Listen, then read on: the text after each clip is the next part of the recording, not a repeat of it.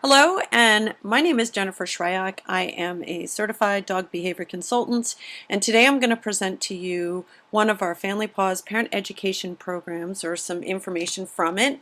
Family Paws parent education offers Dogs and Storks and the dog and baby connection. Today we're going to discuss inclusion of family dogs for success, building dog and child bonds. I want to thank the Pet Professional Guild for allowing me to come and present their first webinar. I'm so excited about the potential for this organization and really appreciate being invited to present the first of many educational webinars. So I wanted to tell you a little bit about myself. I have 4 children, ages 15, 14, 11, and 2.5. And then I have a wonderful husband who's very supportive. We have 4 dogs. We have a 6-month-old German Shepherd puppy, Siberian Husky, Pit Bull, and then a 12-year-old German Shepherd. And then we have several feline friends who actually rule the house, as you can see.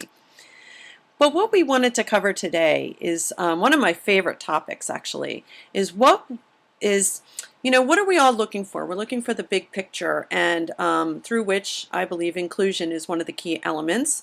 So we're going to discuss what is the big picture, importance of inclusion, keys to inclusion, how supervision plays a part in that, management, and parental guidance. So the big picture everybody dreams about. Everybody thinks, oh, Lassie, all this stuff. I think that's where a lot of families are. Most parents, when they have children, all of a sudden, with their memories of what their dog life was, and life with dogs maybe growing up is different than how it is when they become parents. At least that was my experience. But what we're all looking for is a relationship that benefits both dogs and kids. And usually that's built on mutual respect, comfort, and safety, and that offers lasting bonds. There's so many lessons and wonderful benefits to having dogs and cats and other pets in our home.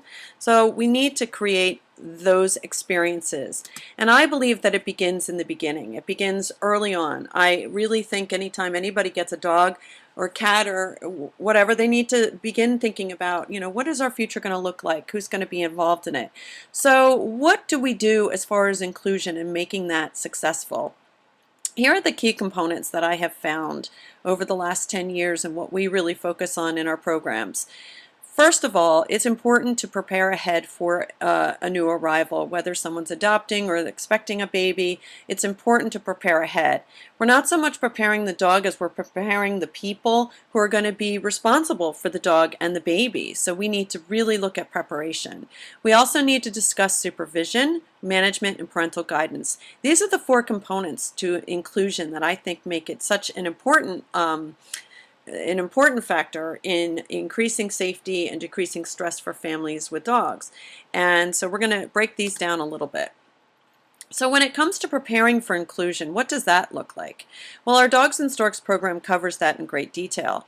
And some of the things that we look at are, and we're just going to briefly discuss this here, not go into too much detail. We don't have the time for that. But parents and dogs, it's important that parents before baby arrives, they really kind of create a flexible schedule with their dog. Many people have locked-in times when dogs eat or do specific things, and that can become a problem, especially when you have the flexibility of a schedule with a newborn. There's pretty much no determined schedule. So that's one thing that I encourage people to do, is mix up kind of the feeding time so that a dog isn't waking you up barking and pawing at you at 5 a.m. when you finally have just gotten to sleep with your baby. So trying out new schedules and routines. Practicing manners. We find that so many people do, go to classes in the beginning, but then after 6-8 weeks, after they've done their 6 or 8 week session, that's it. They're like, oh, they're trained, that's it. And they never really practice them and use them in everyday life. And so that's important. Manners are important also too. What's important is creating success stations. I refer to them as success stations. Some people refer to them as dog and kid zones. And we're going to discuss that a little bit in more detail later on. So setting up proper management and getting dogs used to that ahead of time, because the last thing you need is a dog that is separated all of a sudden, and now you have separation issues to deal with when a dog is not used to having some time away from mom and dad. So that's something we really want to practice ahead of time to get everybody comfortable. And then we really think it's important to introduce dogs to some of the baby equipment. if you've not been around baby aisles and looked at baby equipment, it's amazing the gadgets and the things that they have that can be very either intimidating to dogs or enticing to dogs or whatever. There's lots of sounds, lights, noises. You know, it's just it's interesting. The other aspects of preparation for success with inclusion include reducing attention-seeking behaviors. Now, this may seem like a common, obvious thing. However, it's one of the most frequently complained about problem because people think their dogs are jealous or spiteful when in actuality their dog is probably just engaging in behaviors that worked for them before but no longer are appreciated or appropriate or safe once a baby arrives. And now the dog becomes frustrated and they start trying other behaviors to get the attention, even if it's negative from their parents. So we really want to reduce attention-seeking behaviors before a baby arrives and then replace them with behaviors that we would like the dog to be doing. Some of the things that we can help our dogs with there, we'd like to introduce obviously mentally stimulating puzzles. We'd like to have, I don't ever use a food bowl. I feed the dogs in, Kongs or I have a variety of different activities and games, and we talk a lot about that because I think it's really important to give our families some practical go-tos, simple things that they can do to help entertain their dog and to increase the behaviors that they would like. And decreasing boredom is a big factor there. And then it's essential, to me it is absolutely essential that we do more education about dog body language. This is the #1 thing that leads parents into a situation where their dog and baby are in conflict. Okay, so we talked about preparation as far as being a key factor with inclusion. Another key factor is going to be supervision. Supervision, we say it all the time, supervise, supervise, supervise, supervise. You can say it till you're blue in the face and most people just go, yeah, yeah, yeah, we do that, we do that. So what I decided to do was break this down into 5 different types of supervision because I felt that supervision really is needs to be broken down. It's supervision. And so the first type of supervision is in red, and that's because it's absent. That is the most dangerous. A lack of supervision, especially during the newborn phase, can be fatal. It's one of those things that just never should happen. Then we have passive supervision, which is something I think many parents, myself included, are guilty of, where you're distracted. You've got other things going on. This is especially true for families that have multiple children coming home with a newborn and they have a toddler. Or multiple dogs, so it gets very dynamic. Then we have reactive supervision, which I find to be a definite warning. We're going to discuss that. Proactive supervision, which is what we are working towards, where we're predicting and preventing. And then active, full, awake adult supervision is the ultimate goal. So looking at the possibility for absent supervision and the dangers of it, you see here a little video clip of a piece of equipment that is probably coming to a home near you.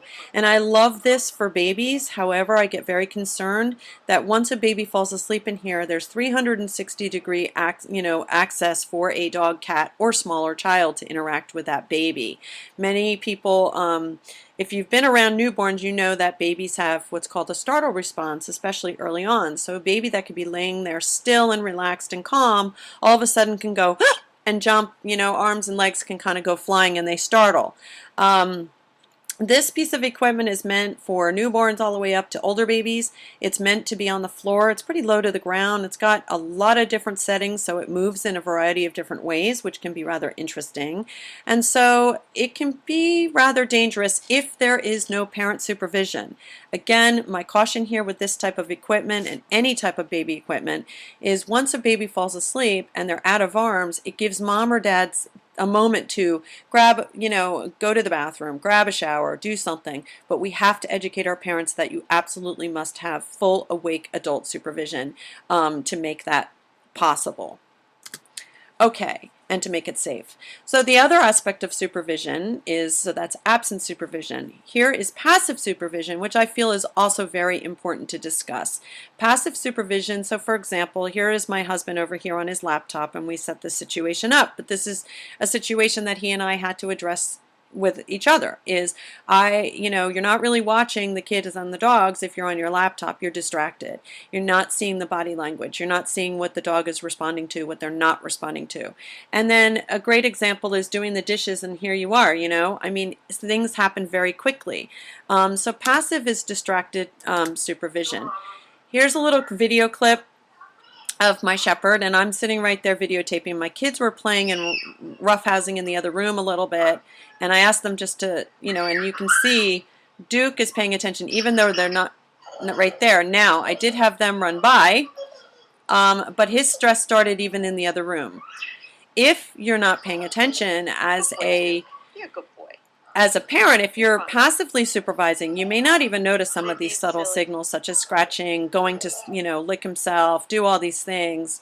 And, again, over time, if dogs are not, their signals are not being kind of addressed and someone doesn't have their back, so to speak, over time, that's going to potentially lead to him reacting in a negative way. Now, I will say I'm constantly telling my kids to settle down, because obviously with a shepherd, they are the policing group, and they never like things out of control. So there's my son saying, "Can we stop?" And I'm like, "Yes, please do." So normally in that situation, I would settle the kids down. I would give Duke something to do, but again, if you're passively supervising, you're not aware of those body language signals and cues that your dog is giving you. Okay, so reactive supervision is, I think, also, and I have it in orange because it's also very concerning to me. This is very common, and this is often a situation that I see, especially with children that are out and about and go to pet a dog or something. But reactive supervision is when, something's happened, now I need to respond. What I don't like about it is that when an adult jumps in and either grabs the child or grabs the dog, what they're actually communicating is an immediate stress, an immediate alarm and reason for concern. That's very concerning to me, because if I go up and say my daughter is in my dog's space, and I rush over and go, "No, no, no, no, no, no," and I grab her and pull her away, I'm really, really reinforcing to my dog that her approach is a reason to be stressed out and concerned. So what I'd rather do is do a distract and redirect, whether it's distract the child or distract the dog. So even something simple as going, "Who's a whoopee? Who's a belly boo?" Things like that, which is something I do with my dogs, and get them to come to me for some attention. Or if they have physical concerns and it's going to be painful for them to get up and move, what I want to be sure to do is put my body between them and the toddler and distract the dog, pet the dog, let them, I like to reinforce them for giving me signals and kind of let them know, "I've got your back. I saw you were stressed. I'm here, and I'm going to redirect the child in a calm way." So those are things that I really feel are important. Here's a great example of my home, 10, 11 years ago.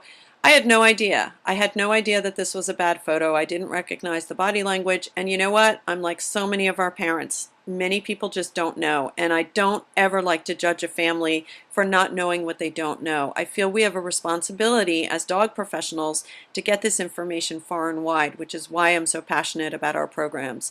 It's heartbreaking to me when I hear stories of families and they just didn't know differently. So I have my own photos of me not knowing, and so I really try to keep a non-judgmental point of view there. Okay, supervision. Proactive supervision is when we're predicting and we're preventing. So we want to go from absent and passive supervision to proactive and reactive supervision to proactive supervision.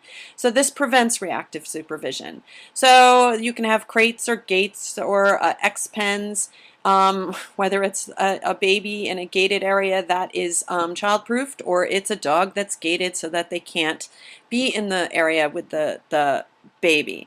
Setting predictable boundaries and clear boundaries. Again, we mentioned I like to set up what I call these things, these areas, success stations, because in that situation the dog can only succeed. I like to set the dog up for success. Obviously, I like to introduce it with positive things like a Kong or food or something like that and make it a fun thing. But this is incredibly important. So we want to go from absent, passive, and reactive supervision to proactive.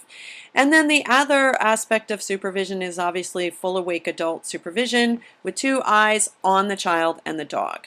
So here you have a dad who's watching a toddler walking around and playing, and and then you have a dog who's playing with a ball and the other one who's watching birds or something. So again, full awake adult supervision, 2 eyes on the baby, no other distractions. That's what we're really striving for, and when we can't do that, then we need to have proactive supervision. Okay, so how do we do it? I mean, we've covered preparation for inclusion and supervision as a huge component of inclusion, but sometimes, when we need that proactive supervision, what are the ways to do that? Well, success stations, as I mentioned before, is what I like to set up. Many people, when you say, oh, you might have to crate your dog, they just go, oh, that's mean, I don't want to do that, or I haven't used a crate since the dog was a puppy. So when I refer to it as a success station and explain to them, you know what, we're going to put it so that your dog has no option but to succeed, they really do latch on to that. And so what I like to do is set up success stations that still have adult awake supervision. And I say that because, unfortunately people fall asleep on the couch with their babies, or people have the baby in the bed with them and maybe the dog has access there. These are situations that through my research and working with Karen DeLeese and the National Canine Research Council, I can tell you that we do need to add the word awake adult supervision because accidents happen when someone's not awake. So it's really important to mention that. So there's lots of different options for management and success stations. There is obviously management of a baby and a pack and play, which allows you, or a playpen, which allows you to have the dog roaming freely. It allows you, obviously with supervision, it allows you to be able to play games with the dog. It lets the dog see the baby, sitting up in different positions, lets them kind of hear their noises, that kind of thing. You can always use crates. In our program, we talk about when to use a crate, how to use a crate, when not to use a crate, when it's dangerous, what to consider if using a crate, all those different things. And then there's obviously very creative ways. You can have gates that go the whole length. Again, in our program, we discuss when to, when not to, how to use these things, because every dog, every situation, we've got to adapt success stations for each individual dog and home and temperament. So lots of factors we consider there. One of my favorite success stations is actually using the indoor supervised tethering. I use Barbara Davis's pettethers.com. I love those tethers. This is what our program recommends because they are sturdy, durable, and I actually really, really, really find that most dogs adjust very well to indoor tethering. Now, obviously it's not for every dog, that is case by case. But for me, indoor tethering, especially during the first 3 months, is incredibly important for inclusion. It allows the dog to observe the developmental stages and changes of the baby. And, one of the things that's so important, and the reason I focus on inclusion is due to, again, my work with Karen DeLeese, author of Pitbull Placebo. It's incredibly important that dogs develop a familiarity with the baby that actually increases the bond and creates, decreases the novelty of the baby, which can lead to some very serious incidents if the dog and baby have not developed a familiarity bond. So we want to include the dog in activities throughout the day. Using an indoor tether and success station is incredibly helpful because I can have the dog stay put while maybe I'm on the floor with the baby. I can be tossing treats behind me for the dog, or my dog can have something to chew on. Like in this picture on the left, my daughter is chewing and my Whoopie, my Windsor, is chewing. I like using these again before baby arrives to get the dog used to it. I find it's also easier to observe a dog's responses to what the baby's doing. If a dog's in a crate or a gate, there's a barrier there, and therefore it can often lead to parents not observing them, kind of out of sight, out of mind. And when the dog's in the crate or behind a gate, we're often missing some of their cues, their signals about whether, indicating that they might be stressed or have concerns, or so I like to be able to visibly see the dog. I also feel that it's much more inclusive. Having the tether, the dog feels more in the room. They just feel more a part of the family that way. You must stop the use of an indoor success station tether when your baby becomes mobile. And you know, it's so important that you know, the baby is never in a position where they're able to approach the dog, especially when they're confined. Obviously, we don't want to corner dogs, and that can be a bad situation. So if you're using indoor tethering, you've got to make sure you're using them wisely and educating your parents about when it is okay and when it's not.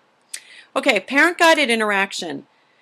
What I think is most important about this is we teach a hand-over-hand guided touch is what we call it. We call it guided touch, where a parent's hand is over a child's hand. Now, with different dogs, I'm going to begin that at different stages.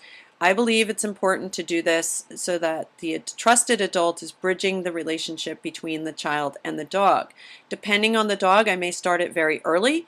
Extremely early. My daughter was about 3 months old when we started with my Siberian Husky, actually, because he definitely needed me there to be a big, you know, part of that, and we would invite him over. You know, he can be a little sensitive to certain things, so we, you know, for him, we started doing guided touch with me calling him over when Kelsey Ann was on my lap, and I would take her hand, my hand over her hand, and we would pet him on the side so that he could start to develop a comfort level. For me, that was incredibly helpful, and included him in a way that gave him a little more comfort, and to this day as it really has contributed to some of our successes with Bailey, who can be a little tactile sensitive sometimes. We want to give the dog a positive association with the baby. Again, the parent as the bridge is often a really great way to do that. And we want to be always inviting the dog over to us, never ever taking baby over to the dog. That can be startling. It can also be very, very, very concerning for dogs because babies move and wiggle in different ways that are rather unpredictable. So invites decrease frights and bites. I think it's really critical. On the right-hand side of this screen, you'll see the difference between, a child approaching versus calling the dog over and having them. And, you know, these are what I refer to as oops moments. Again, because we are encouraging certain things that, you know, I say very cautiously. These things, again, inclusion is meant to help build familiarity and build a relationship. That, in many regards, helps us to have, when we have those oops moments, like the bottom right, I want to say you have a little bit of cushioning. I'm not saying you should ever count on that. To me, when something happens that I don't think should happen, so for example, the thing on the picture on the right, it's actually a whole sequence.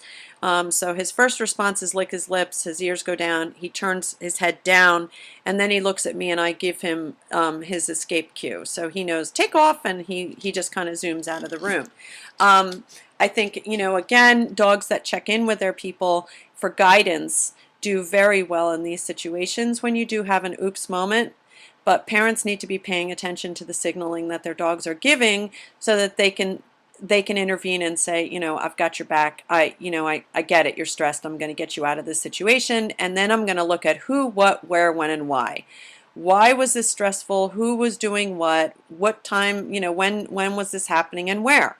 So I think it's really important for our families to gather all that information and then look at what they can do to change it and make it different. Okay, so the other aspect is boundary setting. It's important that we set boundaries. So this is going to cover two different things. One, I use our body to be a boundary as a blocker or as a comfort. When I have my body between dog and baby, it actually makes the dogs feel much more confident and comfortable that the baby doesn't have access to them. So there is that security there a bit. Some dogs feel a lot of comfort when we put our body between them and just simply doing that. In the bottom left, it's me holding my daughter, and she's not able to bear her weight at that age. So what I'm doing is actually I'm encouraging her to stand in that position because, one, I really want my dogs to get used to seeing her at, you know, in this position, because very quickly and soon she will be actually in that position. So I'm pairing myself with her so that they get used to seeing this change in appearance, this change in developmental capabilities, and they get used to seeing it. So over time, as she grows into that position, it won't be such a, whoa, where'd that come from? It'll be a little more recognizable. But babies do change from sitting on, not being able to sit up to sitting up, to crawling, to walking, to running. I mean, it happens so quickly.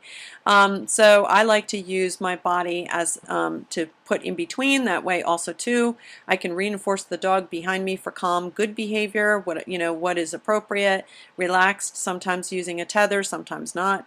And then we want to pay attention to grumble zones and growl zones.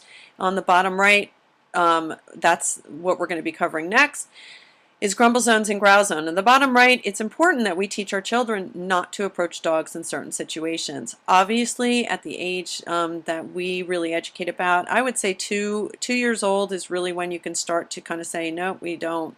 We need to leave the dog there. Sometimes I use visuals for the kids, like a stop sign or a go sign, when they can go somewhere or not go somewhere, or dog sleeping, or I might put up visuals for children so that they can recognize when not to go in certain areas where the dog might be hanging out, things like that.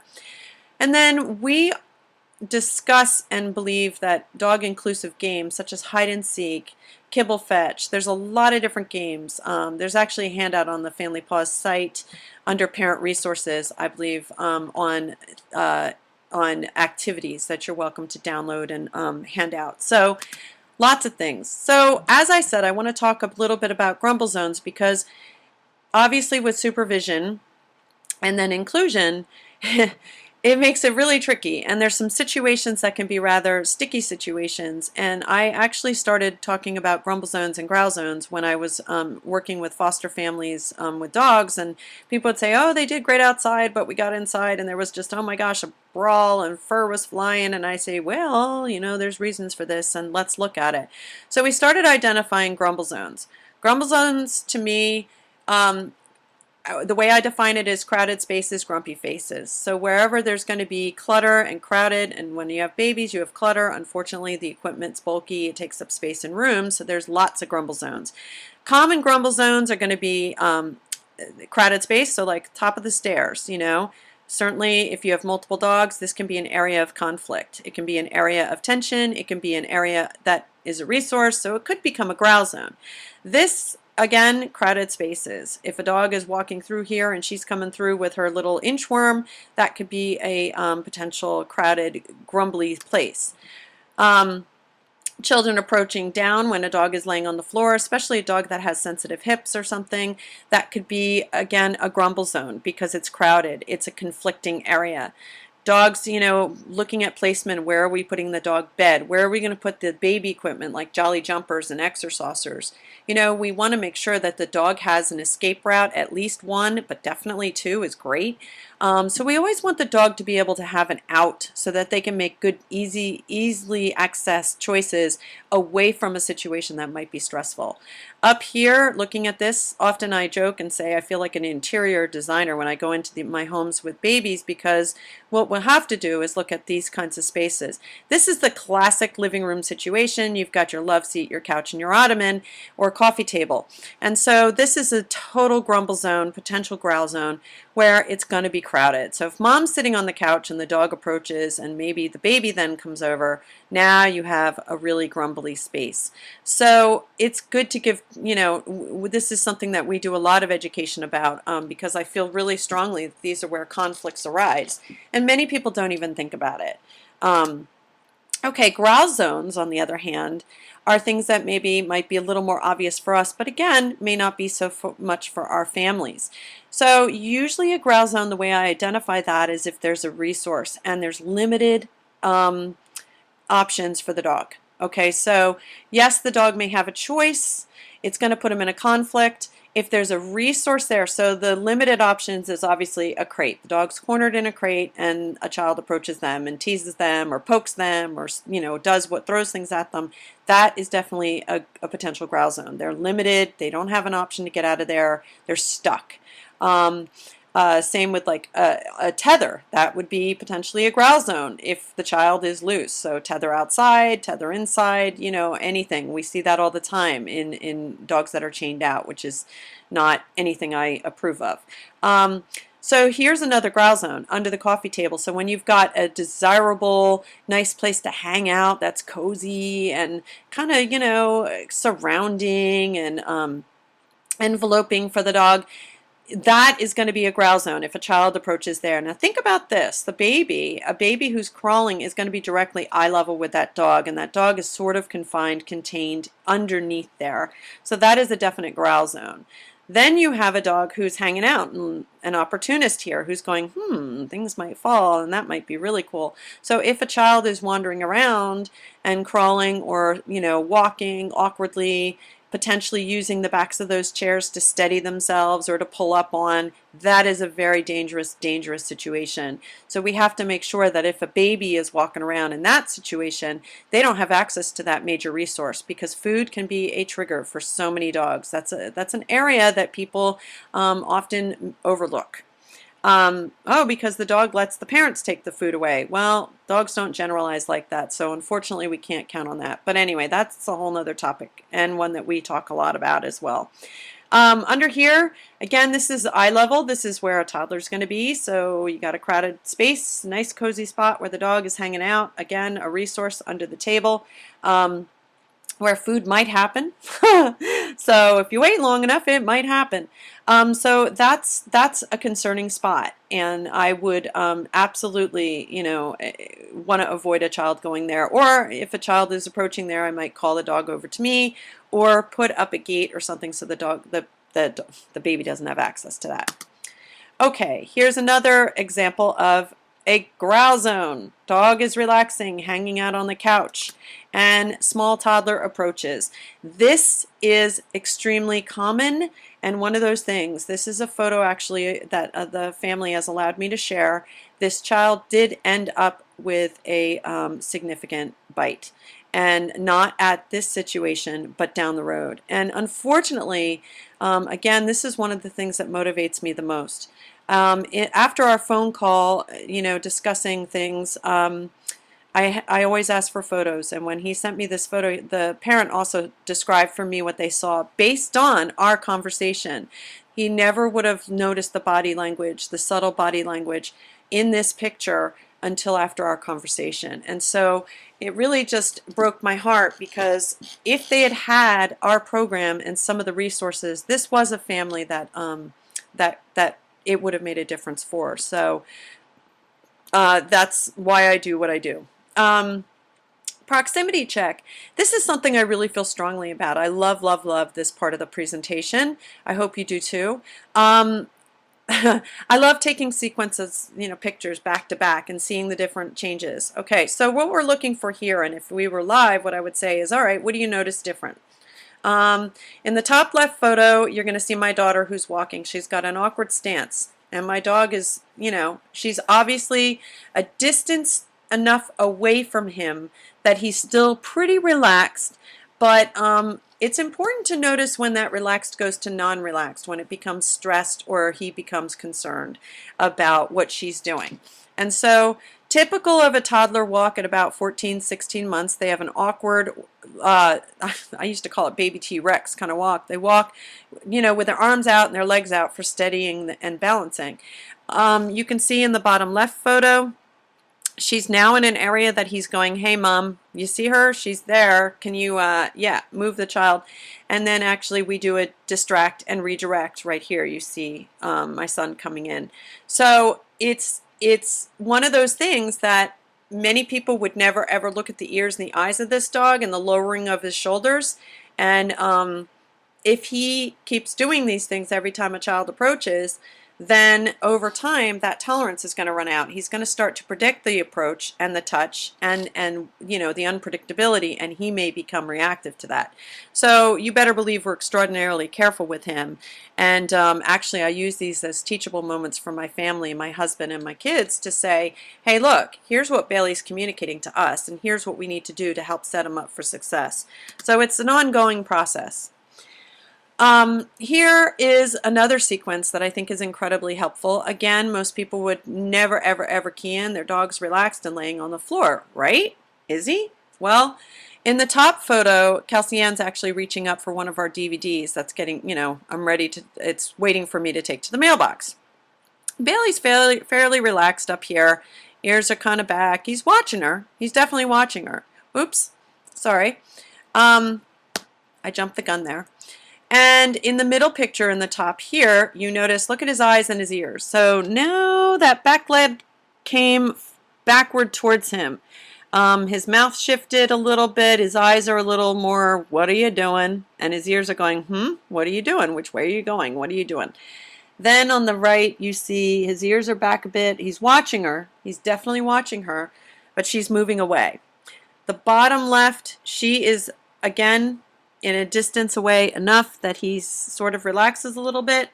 And now you can see his eyebrows and his eyes. He's going, uh-oh, what now? So all these subtle little, he's aware of what's going on. He's making, deciding what to do. He's still okay, but he is aware and observing and watching. I think these subtle signals and body language images are incredibly important for parents to see and recognize, because most would never even notice this. Videotaping and getting images of dogs prior to a dog and child consultation is incredibly helpful and tells the story usually. And this is such a classic thing. I mean, most adults have two shoes on and walk very upright and steady. Here's a toddler, one shoe on, one shoe off, and that's just normal toddler behavior at this stage, especially. You see a 14, 15-month-old, they're going to have one sock, one shoe, yeah. And then at 16 months, it's almost classic that they all try, you get the big shoes, they try on everybody else's shoes. So it's funny how kids just do those things. Anyway, here's another sequence to look at. So the top left photo, my daughter's sitting and playing with her, sand. My son is probably on his iPhone or something. And then in the top right, you see, child moved, she got up. So Duke is a little unsure of what she's going to do, and he handles that by scratching. So he indicates the unsureness there to me. In the bottom left, okay, well now she's sitting down. So he's a little bit self-soothing. He's, still chilling out. He's licking his paw. And then on the bottom right, you see that now, okay, she is going to sit there. She's not going to do much. And so he relaxes yet again. Again, these are just things that subtle, who, what, where, when, and why. Who's doing what that's causing something to happen? When is it happening? Why is it happening? And then what can we do to increase the comfort of the dog, increase or decrease the chances of these situations happening? This isn't one I would worry so much about. Now, if she got out of there and he needed to move, because he's a dog with hip issues, I definitely get in and redirect her away from his space.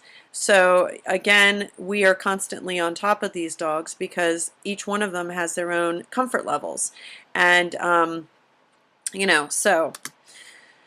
Okay, parental influence. So I want to just quickly go over some of the things that we've talked about today. We've talked about preparation for inclusion and keeping things successful. Then in order to do that, once we've prepared, then we need to make sure that our supervision's in place. We need to set it up so that everybody's successful there through supervision. We talked about 5 types of supervision.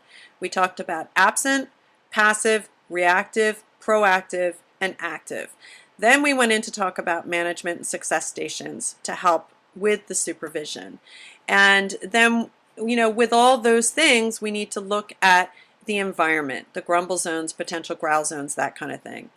And, this here brings up a very important point, and one of the reasons I like the Pet Professional Guild is because, we really want to be encouraging force-free interaction between children and dogs, but also parents and their dog. Children imitate and will copy anything that a parent does. So monkey see, monkey do. On the bottom left, you can see a good example of that. My daughter is giving a hand signal to my pit bull who's laying down. Okay. Again, I like to teach children very early on, down, sit, those kinds of things. It's much better for a child to give a hand signal of sit or down than to run around with a cookie in the air and, running away from the dog. My daughter, who's now 11, automatically would tell the dog, sit. with a hand signal. I like to use guided teach, which is what I call it, with children. Some are old enough to start it and have good control. My daughter, who's now 11, had those skills very, very early on. We worked with her starting in the high chair with our shepherds, and she was very, very good with it. Her timing was fantastic. I mean, but my daughter, who is 2.5 now, there's no way. I mean, it's not something that she's going to really do very well.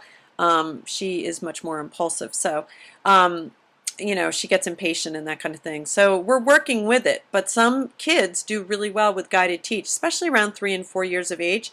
But I like to do, like I introduce baby sign language, I like to introduce hand signals to my kids pretty early on. And then, imitation can happen in different ways, whether it's caretaking or through training. So what makes it all work? Again, supervision. And then we have parent guidance and inclusion in daily activities. So inclusion can look like this, just simply I include the dog to develop a familiarity bond with baby as baby grows and changes. The changes happen so rapidly that inclusion increases the safety because it decreases the novelty. It doesn't startle the dog when the baby's all of a sudden crawling. So on the bottom left, I'm giving a massage, and I'm massaging a child and massaging Duke. And then in the middle, we have Helen, who's dancing with her dog, and I love this. It's definitely a great stress buster that I encourage moms to do is, put some music on, have your baby in a sling or a carrier, and do some fancy footwork with your dog, or just practice basic manners in different rooms of the house. A nice stress reliever. And then, obviously going for walks and including your dog. And that's one of our presenters in Chicago, there. So I mentioned the National Canine Research Council and my involvement with Karen DeLise and in investigations and consulting with her on any fatal dog bite related fatalities, including infants and toddlers and young children. And this website is incredibly helpful and resourceful, and I highly, highly, highly recommend that you go there. There you can download a free version of the Pitbull Placebo if you don't already have that. I definitely encourage you to check out the National Canine Research Council because truly any kind of stats and data is fully 100% documented. And if you have any questions, you can feel free to email me, if you have any questions with the site. So what is the goal and why do I do what I do, and how might you be able to help? I mean, hopefully I've gotten some of you excited about potentially becoming involved and getting this education and information in your community. This is a small sampling of the information that our presenters are exposed to, but also get to present to their community. So for me, parent education needs to be far and wide. It needs to be out there so that it's not just maybe we need to do this. People don't know what they don't know. The only way we're going to make a difference and decrease the numbers of dogs surrendered to shelters and rescues due to the arrival of a baby or fears is by having this on a consistent and persistent basis in the community. The reason I chose to license the program nationally, now internationally, is because I feel there's a lot of confusing and conflicting information and a lot of myths out there that need to be addressed. If we don't give our families consistent information, we confuse them, and that can become dangerous as well. So we want to provide consistency in what is being educated to people, and that way we're also increasing the chances of getting respect from the medical community and that kind of thing, where this information really needs to be supported. Okay, so ongoing guidance and support is absolutely important for us. We just started a dog and baby support hotline. We are going to be doing research on specific things, collecting data. So this is going to be an ongoing process, and more programs to come. We want to increase safety. We want to increase family dog comfort with the children in the house. We want to decrease the number of surrendered dogs to shelters and rescue, and obviously have the happily ever after that everybody's looking for. And dogs and kids can learn a lot from each other. I think it is absolutely fantastic when our dogs choose to hang out with our kids, when they're comfortable enough with children to do that. I love this bottom image. This was actually last week, and I was sitting right there on the couch next to Kelsey Ann and Windsor, and he came over and, you know, snuggled up to her. She was just resting, and it was just so cute, and I got up and took that picture. But again, full supervision, because obviously even his paws could hurt her, and I don't want her hugging him. It's always one hand touching, one hand petting versus two hands or around the neck. So obviously full supervision there, but he is a cuddle bug. And so I do love it when our dogs choose to be with our children. It lets me know that they feel comfort there, and that's important. For success. So some of the things that we covered today: the big picture, what our goals are, importance of inclusion, keys to inclusion being supervision, preparing ahead, management, and parental guidance. And I really hope that this information was helpful for you. Again, this is just another situation from my house where my daughter actually had her stuffed animals set up. She was playing school, and then the real animals kind of came, which cracks me up. She's got 2 cats, 2 dogs. I don't know. So I love it when dogs feel comfortable. So what I wanted to offer to you guys for being here and for attending this webinar and being interested, I wanted to offer a very special discount because we are going to be doing a national launch of the Dog and Baby Connection in the month of May, and I want many people on board with this. I need this information and education in communities far and wide. We are a group that collaborates and works together. I do not offer exclusivity because I believe, again, this information needs to be far and wide. There are many babies and many dogs out there, and many families that need this information. So we do not offer exclusivity, so we do encourage people not to resource guard and to play really well together. There's plenty of room for all of us, and the more that we're out there, the more business actually we all get. So today the key word to get the special discount that I'm going to offer from now until April 5th is you can join our program and get the Duo license for $450, and this is almost a 30% discount off of our regular price. So I really want you to, again, I'm really motivated to get qualified presenters. You do need to be screened, and we do have a process. So if you're interested, type into me playing school for that code for that special discount. Send me your information. You can email me at info@dogsandstorks.com. You can also, or info@familypaws.com. Either way, you can get to me. And I really appreciate everybody's interest in this topic. We have a lot of work to do when it comes to kids and dogs. And until next time, thanks again to the Pet Professional Guild for inviting me. And it was my pleasure to present this information to you. I hope it was helpful, and I look forward to meeting again.